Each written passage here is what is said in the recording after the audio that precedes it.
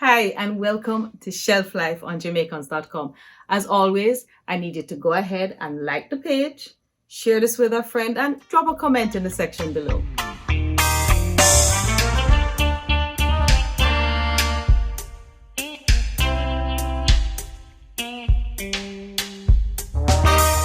Welcome again to Shelf Life. And Black History Month, Reggae Month is coming to a close. And so for the past 2 or 3 weeks, I have been sharing some vintage shows with you because I wanted you to remember that even though a book may not be a new book, it might still be a good book. And if you haven't read it yet, then you should run out and get it. And so today is the last in my vintage series. And I've saved, well, I can't say the best because all the books are great, but I've saved this one for last because a lot of you watching may or may not remember the Kendal crash. And I knew I grew up always hearing about the Kendal crash. And so this author, Beverley East, is the writer of Reaper of Souls. And it's a book about the Kendal crash. But it's a novel and very, very interesting. And of course, if it includes the Kendal crash, there must be some dopey story in it. And so I want to take you back again for the last time during this month to a show that I did previously with Beverley East. She has written other books since that. But The Reaper of Souls is one of those books that if you didn't read it before, you will want to read it. Enjoy. Welcome to Shelf Life. And today on the shelf, we have Reaper of Souls. And I'm talking with Beverley East. We're going to have a conversation about this great book about the Kendal crash. Hello, Beverley, and welcome to Shelf Life. Thank you for having me. The Kendal crash. I grew up in Mandeville. A lot of people think I come from Moby or some other place, but I actually grew up in Mandeville. And Kendal, we used to take the train into Williamsfield, which is the station after Kendal. Coming from Montego Bay, whenever I had to go to Moby. And Kendal, the only thing I knew about Kendal was that there was a big crash and whole heap of duppy. That's all I know about is that there's whole heap of ghosts at Kendal because of the crash. So this for me was a gripping story because you've taken something that is history and turned it into an actual story. But before we get to the story, let's find out about Bev. Tell me a little bit about you. Well, I am beyond an author. I'm a handwriting expert. That's my day job. And I am a mother. And I have spent 20 years of my life researching and putting together the Kendal crash. Wow. I started the book, and because I was raised in England, I really didn't know what I was doing. I didn't even know mango season. So I put it down. As shameful as it is. I put it down and I wrote another book, Finding Mr. Right. And Finding Mr. Right was a bestseller? Finding Mr. Right was a bestseller. And then after I wrote Finding Mr. Right, I was like, oh, I'm an author. I need to go back and write the book I was trying to write in the beginning. So I came back and I thought, well, the best way to rekindle my roots was to physically move to Jamaica and know when mango season is. So why the Kendal crash? Because my family had died in it. My father lost 14 members of his family that night, and it was very hushed in my family. No one talked about it. So you didn't grow up knowing I didn't grow up about not knowing anything, and I lived in the house with my father. I was 18. A cousin came to visit us, and she told me, thinking I knew, and I didn't know anything. And so then I asked my dad, and he didn't want to talk about it because he lost both parents, aunts, uncles, everybody. We had one survivor. Wow. From an entire family. I guess he just decided to shut it out completely. Yeah, and I think at the time my father had moved. I mean, I've always loved my father, but I think I had a greater reverence for him after I researched the book. And you realized what he went through and what he had to live with. Live through, and because he was living in England. He had just got to England, and those days there was no proper communication back and forth. There was no money to come back to bury his family, to be a part of that. There was no bodies found to bury. It was just horrible. And my mom, she had to live with this man that was not the man she married. It just shifted. It shifted everything. Who they were as a couple. And He was very quiet, I think they come from quiet genes. Obviously, I don't have those genes. You don't have those genes. I don't have those genes. I come from the Johnson genes. You come from the loud side of the family. I come from the mother side of the family. But all the East family are very quiet spoken. But I think it just softened him even more, quietened him even more. And, I just totally have a different regard for him now that I know what I know. But my family wasn't happy that I was moving to Jamaica to do this. They were like, why are you going in that pain? Bring up the old stuff. Yes. How did you feel though when your cousin told you about this incident? I was shocked because she showed me a picture and there was people in this picture that I'm like, who are these people? Because she was in this. And these would have been your aunts and your uncles and your cousins. My family, East. Yeah. They would have been my family. And I said, who are these people? And she says, what do you mean, who are these people? How you don't know who these people are? And I said, I don't know who these people are. She said, they died in Kendal. Oh my goodness. So that because we're very close-knit family, because people say, how come so many of you died one time? And I says, well, it was a church out in St. Annie's. They belonged to the church. And we moved together in herds, as a family. So one goes, all go. All go. And that's how so many died that night. And your father was spared because he wasn't living in England at the time. Yes, he'd already moved to England. I'm gonna read. I have to do this. I was gonna wait to do this, but I'm so excited about this book.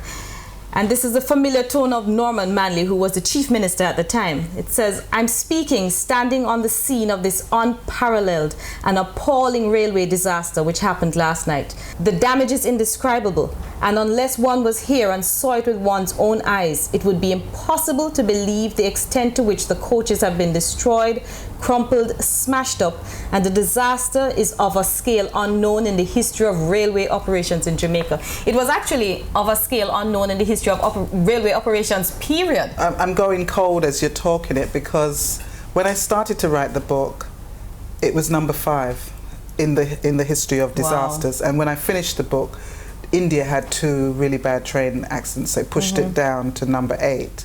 I can't remember the other country in between, but that part that I wrote, I physically got the tape from RJR. Somebody heard I was researching Kendal and called me up and say, we can give you the tape, or you could listen to the tape. So I listened to the tape and transcribed it. Yes. And so I heard his voice, and if you could hear the tremor in his voice as he was speaking it. And I'm like, the only way I can transform that into the book is just to put it word for word. And that's what I did. So what you're reading is the physical words of what he said from the radio, because at the time there was no TV, there was no Google, there was there wasn't anything else. There was nothing but RJR. Well, we're going to take a quick break here on Shelf Life. I'm talking with Beverley East, author of Reaper of Souls. Great book about the Kendal crash. It's a story, and we'll talk more about it right after the break. Welcome back to Shelf Life. We're talking about Reaper of Souls, a novel of the 1957 Kendal crash, and my guest is Beverley East. Beverley, when you came back home, before the break we were talking about how you decided to come back to Jamaica because that was the only place you could figure you could really learn about this crash and your family. When you came back home, did you go to Kendal? I mean, yes, I went to Kendal several times. I went to Kendal several times, and I remember, because there's no, which kind of upsets me still, there's no monument, there's no grave mark, there's nothing there.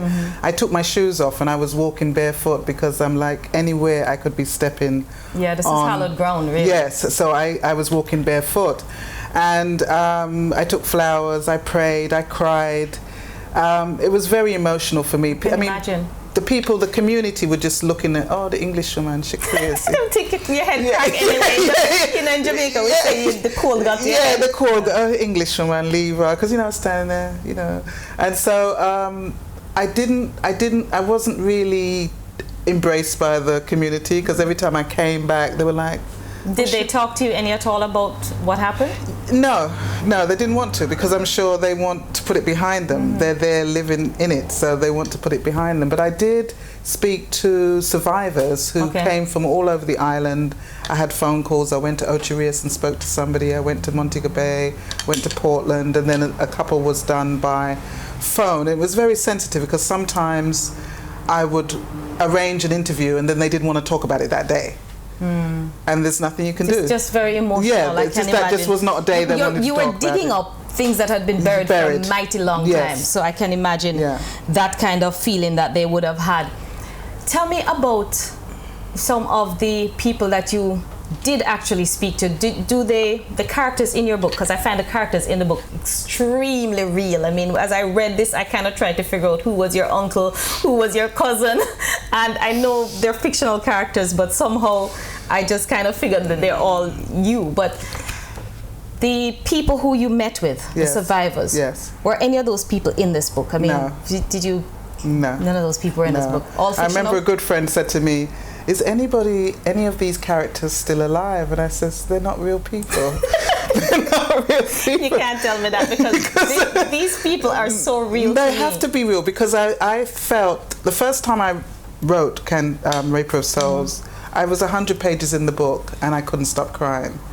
And I thought it was too deep, too sad. So I thought, I need to make my characters, what can I do to, because no one was going to read it because it was going to be too sad. So I thought I have to redevelop the characters, look at the characters again, make them come alive. So what you remember is the triumph. They really did come alive. Yes.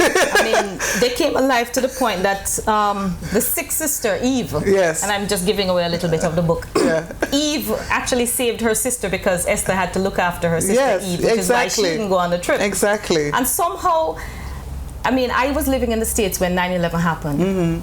And I can think of all the people who had stories about why they were not in the tower, including a cousin of mine who should have been there for a meeting, but her plane was late. Yeah, I should have been in the towers with a book signing for Finding Mr. Right, and I cancelled it 2 days before. So there it is, you know. Here it was that this young girl got saved because she was not there at the time. I find the writing so graphic. I could see the accident scene. To me, it was just so real as I read about the accident scene. But what I found really exciting was that you didn't just dwell on the accident. You took us into the lives of the people afterwards. Yes, I felt it was the only way it could be written. I thought no one wants to go in that pain, but I have to describe the pain. But I don't want to keep you there that you think, oh, this is too depressing, I can't read anymore. I want you to turn the pages so you never forget them, because I feel that they've been forgotten. These 250 people that died, I feel they've been forgotten. Are you leading some kind of movement to get a monument or something? Yes, I'm working on it. Nothing's happened yet, but I'm still working on it to have a monement done. There needs to be a monument. There needs to be a monument there, because there's still survivors. And the monument needs to say Reaper of Souls. No, it doesn't. It needs to say 1957 Kendal crash and all the names of the people that died. No, the name of my book doesn't need to be there. Just the souls of the 250 people that died. The souls of the 250 people. Duppy stories. Oh gosh. Oh my goodness. Everybody wanted to give me a Duppy story because I was looking for facts. I mean, I gleaned a lot of stuff from the archives of the Gleaner, and when you asked me about how did I do the crash, I mean, I had those photographs pasted on my wall in my office in front of my computer of all the dead people, and my cousin one day came there and says, take down those pictures, they're so depressing, take them down. But I needed to be in it. You needed to be in it so you could feel it, right? But the Duppy stories, every survivor I spoke to, and I would ask them specific questions, wanted to tell me a Duppy story. So I said to Dr. Cooper one day, if I hear another Duppy story, I'm going to scream. So she says, oh, you can't exclude it. You can't exclude those stories. It's part of Jamaican folklore. And that's why I created... And there is a Duppy story. That's why I created a Duppy story. The Duppy story is actually really very good. It's like all those stories you hear of people who pick up people on the highway, and when they reach where they're going, there's nobody in the car. Beverly, when we get back, we're going to take a quick break. I want you to read that Duppy story, or at least some of that Duppy story. Ladies and gentlemen, we're having a good time here on Shelf Life with Beverley East, author of Reaper of Souls. We'll be right back.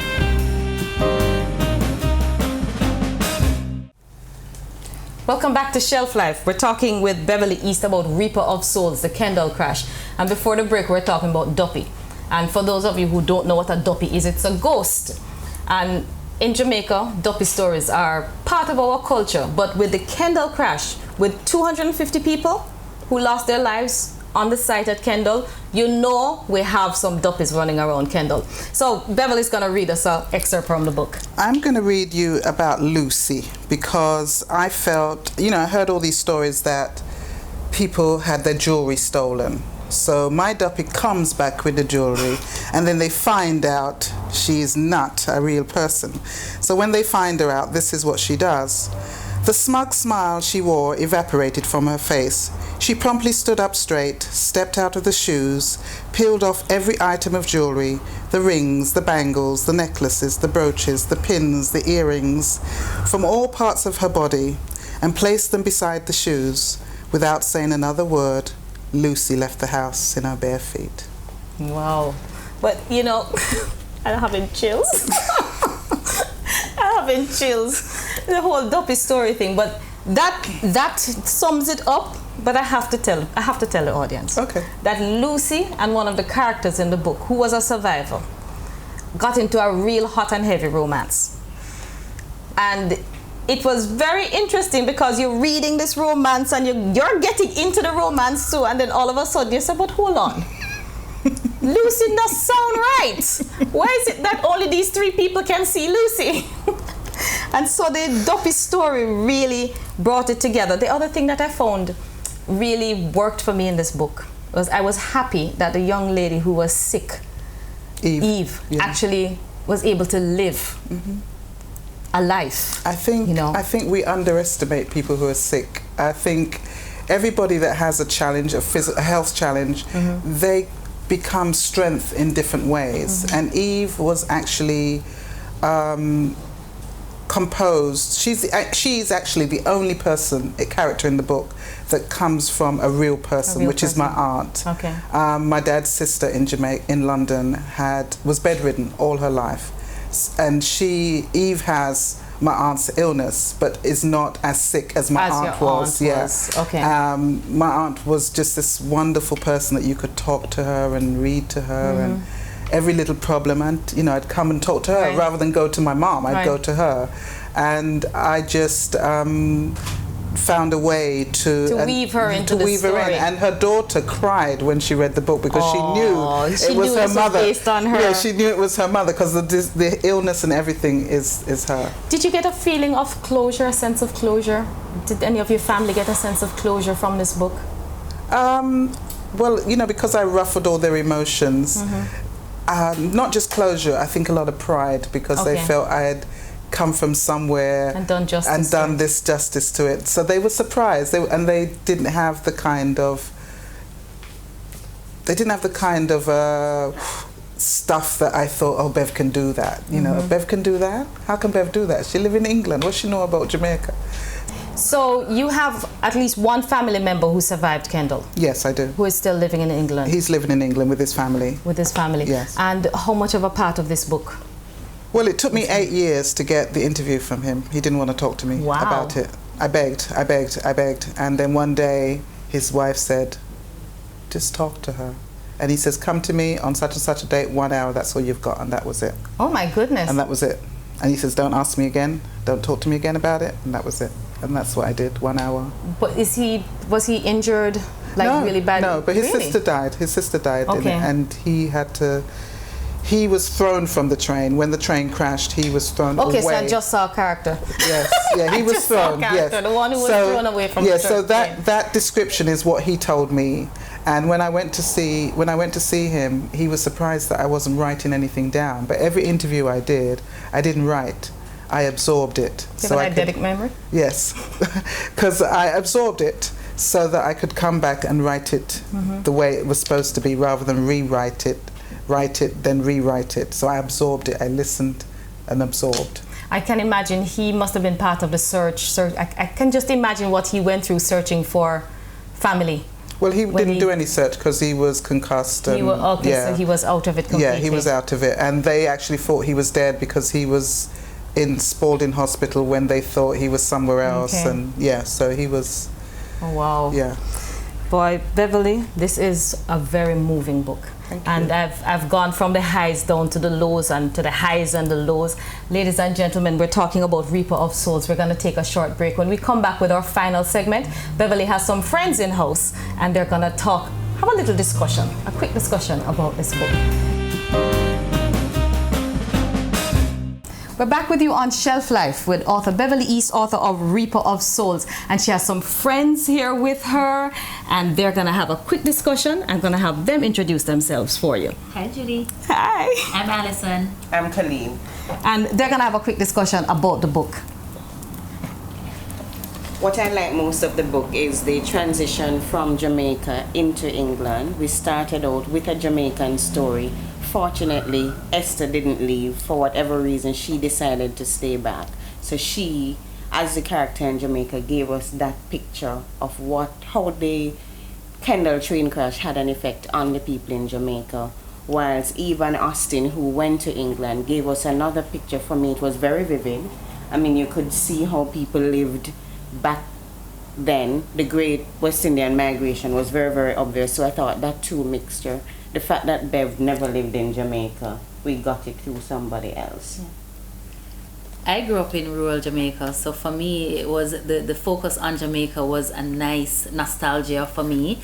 But the thing that stands out, what I like the most is I grew up thinking of Kendal crash as one of the most serious, solemn things in our history, and she was able to create a book that I could laugh in a story about something so serious. It was a nice twist, and the wit and the humor, a lot of it so very Jamaican. And I've never really lived in the UK, so that experience was nice as well, and it was very credible. And I know it was a very emotional write for Beverley East because it's her family story. So I think it must have been challenging to make it so fun. And it was a fun read. It is a fun read, and it is also a serious, deep read. It's interesting. I never found it funny. I found it to be a good read. Lucy's funny. I went to Clarendon College, and the founder of Clarendon College, Lester David, died in the Kendal train crash. So as a child, I grew up hearing the stories, hearing the duppies who go on the train. So that for me was immediately an interest. There were some stories in it that's not blatant, it doesn't blatantly hit you. But when Esther was left alone with Miss Ruby and she was attacked by Master Joe, that for me was it's a common story that we hide in this country. He pinned her body down, and the first thing that comes to this girl's mind is he going to rape me? And the fact that Miss Ruby, earlier on in the book, you found Esther hating her. You hate the helpers when they get too involved. But Miss Ruby changed the story when she protected Esther by hiding Master Joe's body. Okay, I don't know what influenced that, Bev. But I felt that I needed to make those two characters bond, because they were so, if the two people are going to be left in the room and my story is hinging on these two characters, they have to come closer together. So, because everybody says, oh, you have Master Joe, have that happen to him? But it was mainly to get the two women to bond, because they had to have a secret between them. And I can honestly say to you, that incident, I heard it as a child, the death of that man. It really did happen. I heard it as a child, and I remembered it.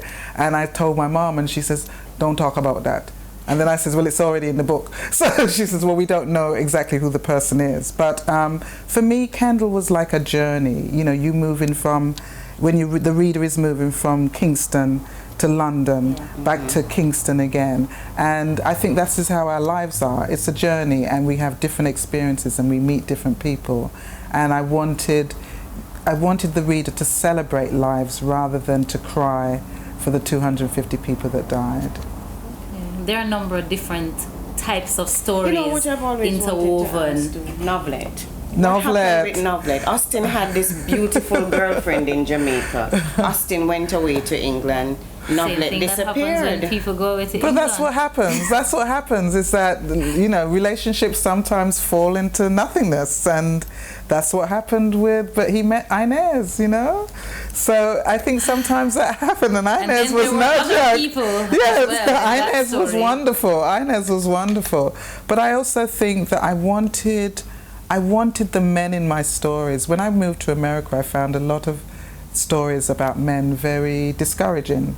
So I wanted to praise the men the characters in my book, and make the men just be really nice. So it's only Blue, who every woman has loved a man like Blue. Every woman has loved a man like Blue somewhere. Really? Yes. even when you don't want to admit it. I think I have to agree with you. When you read the book, because you have to read the book, you will see why Blue is such a credible character. The book is Reaper of Souls by Beverley East. And Beverley, you were saying that they can get autographed copies? Yes, if you go to the website, which is www.writeanalysis.com, write with a W, you can get autographed copies from my website. Okay, and of course it's available right here at Bookophilia and in all fine bookstores throughout the island of Jamaica. Ladies and gentlemen, thank you for watching Shelf Life. I'll see you again next week. I'd like to thank our guests who are here with us and you for watching. So catch you again next week on some more Shelf Life. So thank you once again for joining me on Jamaicans.com for a vintage Shelf Life. I'll be back next week with new books. To do this all over again, and I'll show you what else I have on my shelf. In the meantime, walk good, check out my website to find out more about me and the work that I do, and as usual, share this with a friend. Blessing. Catch you next week.